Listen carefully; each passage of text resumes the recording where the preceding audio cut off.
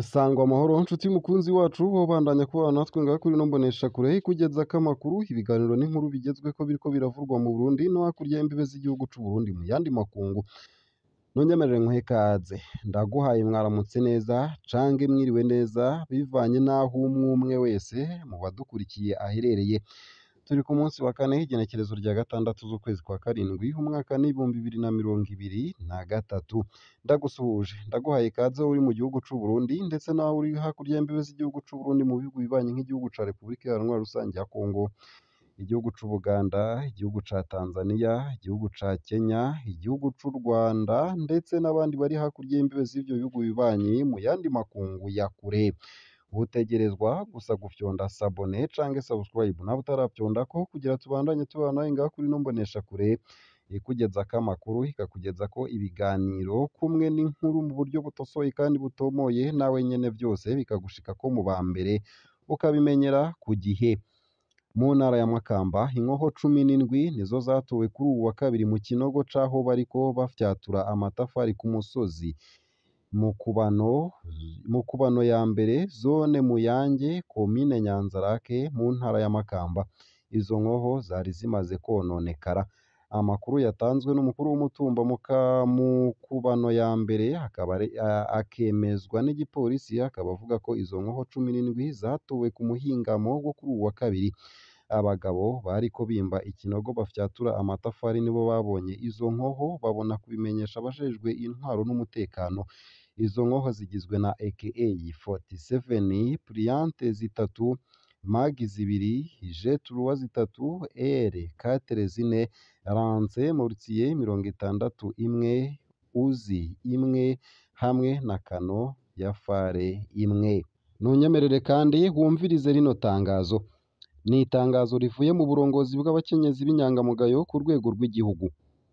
Uburongozi bw'abakenyezi ku rwego rw'igihugu bwifatanije n'abakenyezi bose b'inyangamugayo bariyamirije kandi barateye ivyatsi ku ngingo yarayifashwe n'akarwi kari kurushi ko guhagarika kizigenza wacu mukuru w'umugambwe seneri Ngenicubahiro Honorable Agathon Rwasa ku burongozi bw'umugambwe seneri kubera urwo rwandiko rwasohowe n'izo nyankaburundi. Turasavye abakenyezi bose urwaruka n'inyangamugayo zose iyo ziva zikagira n'inshuti n'abakunzi b'umugambwe seneri ibi bikurikira: kwima amatwi uwo wese hariko azana indyane mu mugambwe wacu seneri urongowe na kizigenza wacu Honorable Agathon Rwasa, gushigikira kuva mu gacimbiri gushika ku rwego rw'igihugu kizigenza wacu Honorable Agathon Rwasa mu kudaha agaciro basesa nkuyoze ata kindi barota atari ugucafuza uwabahereye amata ku biganza, kubumbatira amahoro n'ubumwe mw'ibi bihe bitoroshe mu kuguma dufatanye mu nda kugira umwansi naronke ahamenera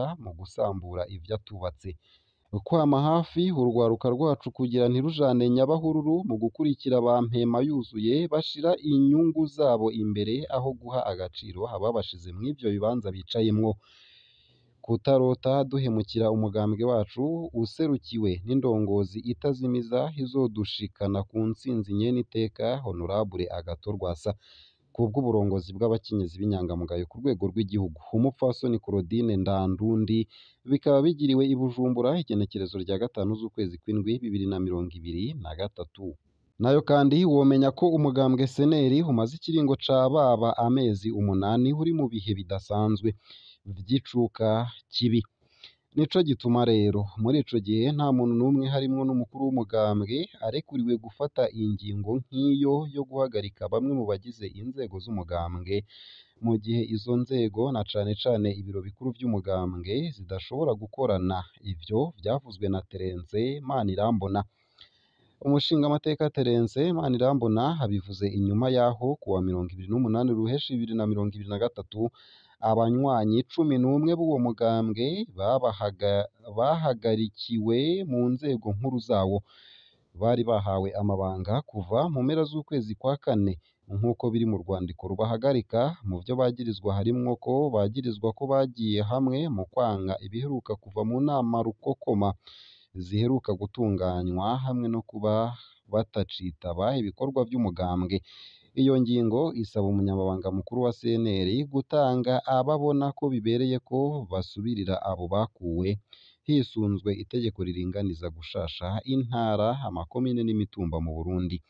Terence Manirambona we siko rero abibona. Kubwiwe nta ngingo n'imwe iha uburenganzira umukuru w'umugambwe bwo guhagarika abagize ibiro bikuru vy'umugambwe bafise ikiringo c'imyaka 5 izorangira mu mwaka uza nawe nyene arimwo kandi akabikora ata kintu na kimwe abagirije. Yibutsa ko umushikiranganji w'intwaro yo hagati mu gihugu yahagaritse ibikorwa vy'uwo mugambwe kiretse inama zokwicarira ikibazo n'icuka kibi biri mu mugambwe. Uwo hari mu bahagaritswe akaba avuga ko bitangaje kubona ingingo nk'iyo igafatwa n'umwe mu bari mu bibazo basangiye ibibazo. Ati iyo ngingo ifise intumbero yo gusambura umugambwe. Mu rwandiko basohoye kuwa 26 Ruheshi 2023 basaba ko haba inama y'abagize ibiro bikuru vy'umugambwe batowe mu mwaka w'ibihumbi 2019 kugira bicarire ico cuka kibi hisunzwe ivy'umushikiranganji yasavye. Ikindi basaba ni iyubahirizwa ry'amategeko y'umugambwe. Nayo ku kijanye n'indyane zimaze iminsi mu burongozi bw'umugambwe CNL, umumenyeshamakuru wa BBC yabajije Terence Manirambona arongoye umugwi w'abashingamateka 10 biyongoye ku burongozi bwa Agathon Rwasa ati bino bintu murimwo mubona bidashobora kuzohava bituma umugambwe wanyu CNL uzimangana kubera ko mudashobora kumvikana. Inyishu ya Terence Manirambona ikaba ari vyoba vyiza umugambwe uzimanganye bikarangirira aho. Umumenyeshamakuru abajije Simon Bizimungu umunyamabanga mukuru wa CNL ati ivya bano bantu bavuga ko bakuye Agathon Rwasa ku burongozi bwa CNL murabivuga ko iki? Inyishu ya Simon Bizimungu ni mbega ko umushikiranganji w'intwaro yo hagati mu gihugu yavuze ko ibikorwa byose vya CNL bibaye birahagarikwa. Abo bantu iyo nama bakoze bagatumira n'abamenyeshamakuru uruhusha rwo kuyikora baruhawe nande? Inyuma yo kumviriza neza ivyavuzwe na Terence Manirambona aho yavuze ko vyoba vyiza umugambwe CNL uzimanganye burundu bikarangirira aho, biroroshe gutahura iyo indyane ziri muri CNL zituruka n'ico zigamije kuri uyu mugambwe. Nayo mu gusozera aya makuru nunyemerere ngugeze ko iyi nkuru ivuga ko Minani Jacqueline wo mu ntara ya Ngozi kurima ipiripiri yabigize umwuga none akaba asigaye anayihingura. Abicishije mu ishirahamwe Civico 6 Versions Company, Jacqueline arahingura ipiripiri yo mu bwoko bwa mbuzi ndetse na kareni mu buryo ishobora kubikwa igihe kirekire kandi ikagumana akanovera. None vyatanguye gute rero? Umugambi wo kurima Jacqueline Minani asanzwe aba Ingozi yawutanguye mu mwaka w'ibihumbi 2022 afise imiliyoni 3 z'amarundi. Inyuma yaho yarashoboye kuronka ingurane y'imiliyoni 10 z'amarundi mu mugambi paeje.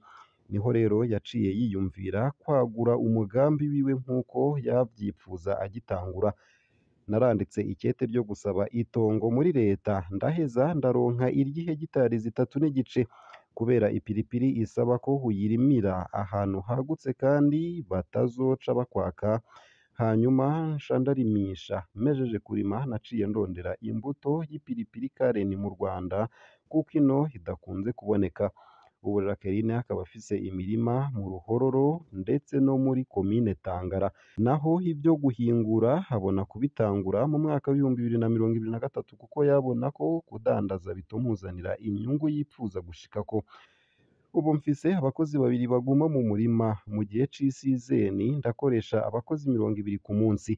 Mu bisanzwe ikiro c'ipiripiri mbuzi ndashobora kugikuramwo akabido k'amaritiro 5 ariko ku kiro ca kareni hashobora kuvamwo utubido 3. Mu guhingura ndavanga ubwo bwoko bubiri kugira ipiripiri imote neza kuko hanini kareni irababa. Aho ni mu gihe iritiro ry'ipiripiri haritekeramwo uducupa 6 kamwe akakagurisha ibihumbi 8 vy'amafaranga y'amarundi. Nayo mu rushana Jacqueline arimbura kandi ibiro bishika 100 vy'ipiripiri. Ubu Jacqueline hakaba ariko haradandaza iyo piripiri yahinguye kandi ngo iraryoshe cane. ariko intambamyi ahura nazo hari kubura imashini yotuma anyarutsa guhingura iyo piripiri no kuba afise isoko nto kuko benshi bataramenya akazi kuyihingura. Intumbero yiwe y'akazoza niyo gutanga akazi ku rwaruka rwinshi rushomereye. Wipfuza kumushorera murondere kuri akamenyetso ko guteranya 257 665 ubusa 13 25.